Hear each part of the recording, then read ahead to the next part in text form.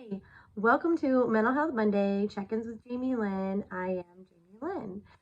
This week's video is going to be short and sweet. I have got to run downstairs and check on my kids in a minute, but I wanted to hop on and take some time, some intentional time to talk to you about mental health and diversity. This is a really big topic. Unfortunately, maybe fortunately, because it gets us talking, it's a really big topic in America right now. We have so many things going on, and unfortunately, instead of bridging the gaps between the diversity among our population, it feels like most days it's just the gaps are getting wider and wider, and our community is just not growing as strong as what we need it to be. And the pandemic doesn't help it at all, help us at all. So first, I want to hit you with a couple of statistics that I got from the U.S. Department of Health and Human Services Office of Minority Health. So bear with me quickly. So 20% of African Americans are more likely to report having serious psychological distress than non-Hispanic whites. Asian American women have the highest suicide rate of all women over 65 in the U.S. Did you know that? I didn't know that. I mean, I'm a white female.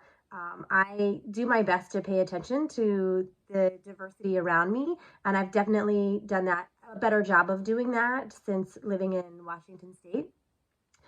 However, I admit to living in my own bubble sometimes, and that hurts our communities. It really does. So I'm going to say that one more time.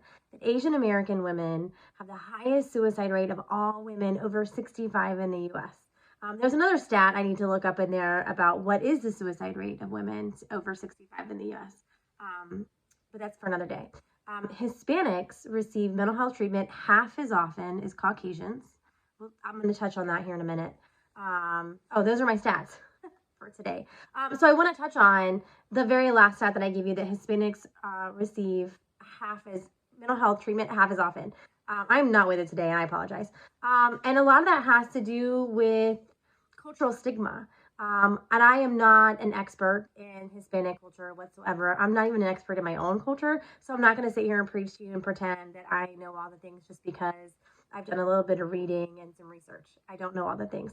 But what I do know, based on my own experiences living in a culture where there was a high Hispanic population, is that cultural stigma is a big piece of it. I was a caseworker in Central Florida, and of the cases that I had where my clients were of Hispanic background, talking to them about getting mental health services as part of their parenting case plans was a really tough conversation to have with them, because their culture looks down upon mental health. They don't talk about it. Another reason why mental health looks so much different in diverse populations is the inaccessibility of high quality mental health treatment. Some of our minority communities just don't have access to great quality care. And that's just not mental health. That's a lot of services across the board. Discrimination. Unfortunately, like I mentioned, discrimination is a big problem in our country right now, and that does not skip over the mental health services that our people need. And then just an overall lack of awareness. That's another reason why we see a disparity of mental health services and treatment in diverse backgrounds. How do we improve upon this?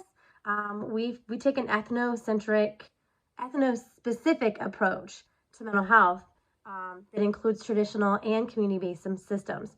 How do we do that? I don't have all the answers. I just know that that's one way that we get there. We acknowledge that there is a disparity here, and we get people talking about it. That's the whole reason that I run this page, is to get talking about mental health. So we need to include talking about the disparity among minority populations in mental health and what that looks like. And then taking that and using that ethno-specific approach to traditional and community-based services. I know I just said that and I repeated it, but I felt like it was really important. I'm going to run down and check on my kiddos. I hope you guys are having a great day. Let's keep talking about mental health.